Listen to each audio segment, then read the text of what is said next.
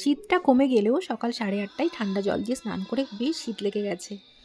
এই বাবা মালা পেয়েছিস? হ্যাঁ ফুল মা, বেলপাতা হ্যাঁ কি ফুল এনেছিস?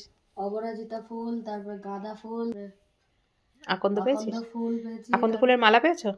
হ্যাঁ সকালবেলা ছেলেকে ফুলের দোকানে পাঠিয়ে দিয়ে আমি স্নান করতে গেছিলাম। এখানে আমাকে টুকটাক দোকান বাজার করে দিলেও ছেলে আগে কখনো ফুলের দোকানে যায়নি, তো আমি ভাবছিলাম পারবে কিনা, তো যাই হোক নিয়ে এসেছে। ফুল বেলপাতার ব্যাগটা আমি এখানে দরজাতে চাবির সাথে ঝুলিয়ে রাখলাম, যদি নিয়ে যেতে ভুলে যাই। ও তোমাদেরকে তো বলতেই ভুলে গেছি যে আজকে আমরা বাড়ি যাচ্ছি। এখন কিন্তু সকাল না, এখন বাজে দুপুর 1:10-15 মতো। সকালে ছেলের একটা টিউশন ও তারপরে ভায়োলিন ক্লাস থাকায় আমাদের যেতে দেরি হয়ে গেল, না হলে সকালেই যেতাম। আজ তো মহাশিব চতুর্দশী, তাই বাড়ি যাবার পথে আমি এখান থেকে 5 রকম ফল কিনে নিচ্ছি ঠাকুরের কাছে দেবার জন্য। তোমাদেরকে তো বলাই হয়নি যে আজকে আমি উপোসও করেছি। তারপর তেহট্ট ঘাটের ধারে এই মিষ্টির দোকান থেকে আমি দই কিনে নিচ্ছি, কেননা সন্ধ্যাবেলায় বাবার মাথায় জল ঢালতে হবে। আর ঠাকুরকে দেবার জন্য কাঁচা গোলাটা আমি গ্রাম থেকেই নিয়ে নিই। কত সুন্দর করে সাজানো হয়েছে ঘাটের ধারের এই শিব মন্দির। আমার ছেলে যাচ্ছে স্কুটিতে আর আমি যাচ্ছি আকাশ ভাইয়ের সাথে বাইকে। এখন তো দুপুর বেলা, তাই খুব রোদ্দুর। আমরা এখন আমাদের গ্রামের মধ্যে চলে এসেছি। দেখতেই পাচ্ছ যে মেলা বসা শুরু করে দিয়েছে, দোকানগুলো সব সাজানো চলছে। আমাদের গ্রামে মহাশিবরাত্রির দিন সারাদিন ধরে মন্দিরে হরিনাম সংকীর্তন চলে, তো এখন হরিনাম হচ্ছে, তোমরা শুনতে পাচ্ছ। মূল মন্দিরের পাশেই প্যান্ডেলের মধ্যে হরপার্বতীর মূর্তি পূজিত হয় এখানে। 4 দিন ব্যাপী মহা সমারোহে শিব পুজোর মেলাটা এখানে অনুষ্ঠিত হয়। বাড়ি ফিরে ফ্রেশ হয়ে দুপুরবেলা একটু ঘুমিয়েও নিয়েছি, তারপর এখন চলে এলাম সন্ধ্যাবেলা। মন্দিরে যাওয়ার জন্য পূজার সমস্ত সামগ্রী এখানে আমি ঠাকুর ঘরে বসে গুছিয়ে নিচ্ছি। ঘরটা ভর্তি করে গঙ্গা জল ঢেলে নিলাম। যেহেতু আমি বাবার মাথায় প্রথম প্রহরে একবারই জল ঢালবো,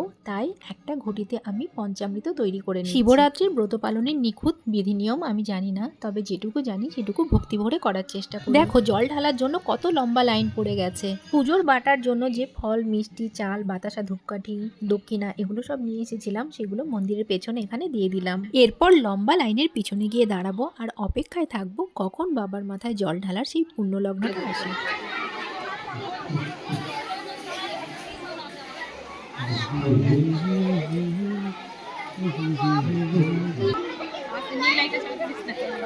সবই হচ্ছে তো সব রকম। এই ভিডিওগুলো কিন্তু আমাকে অনি ভাই করে দিচ্ছিল, জানি না ও না থাকলে কে আমাকে ভিডিওগুলো করে দিত। এর আগের ভিডিওতে আমি বলেছিলাম যে পরের ভিডিওতে আমি তোমাদের কিছু কিছু কমেন্ট তুলে ধরব। এখানে লাইনে দাঁড়িয়ে আমি দুজন মিষ্টি বন্ধুর কমেন্ট তুলে ধরছি। ঝুমাবাগ লিখেছেন যে আমি কলকাতা থেকে দেখছি ঝুমাবাগ, আর শুভাশিস জিৎ দত্ত লিখেছে যে তোমাদের খুব সুন্দর লাগছে। বাকি আমার মিষ্টি বন্ধুদের কমেন্টগুলো কিন্তু খুব মিষ্টি, খুব সুন্দর। তোমাদের কমেন্টগুলো আমি পরের কোনো ভিডিওতে অবশ্যই তুলে ধরব। প্রায় 3 ঘন্টা অপেক্ষা করার পর বহু আকাঙ্ক্ষিত সেই সুন্দর মুহূর্তটা কিন্তু এসে গেছে। এখন আমি বাবার মাথায় জল ঢালছি, আর এই ভিডিওটা আমাকে করে দিয়েছে Bulti. Thank you so much Bulti. আজকে আর জল ঢালার জন্য বেশি সময় পাওয়া যাবে না, খুব তাড়াহুড়ো করে জলটা ঢেলে বেরিয়ে আসলাম। 3 ঘন্টা মতো দাঁড়িয়ে থেকে কোমরেও কিন্তু ব্যথা শুরু হয়ে গেছে। এখন বাড়ি এসে বসে প্রসাদ খাচ্ছি। এদিকে মায়া দিদিও রাতের খাবার দাবার করে রান্নাঘর পরিষ্কার করছে। এবারে শাড়িটা চেঞ্জ করব, তারপর একটু ফল মিষ্টি খেয়ে ঘুমিয়ে পড়বো। মহাদেবের কৃপায় তোমরা সবাই খুব ভালো থেকো। টাটা।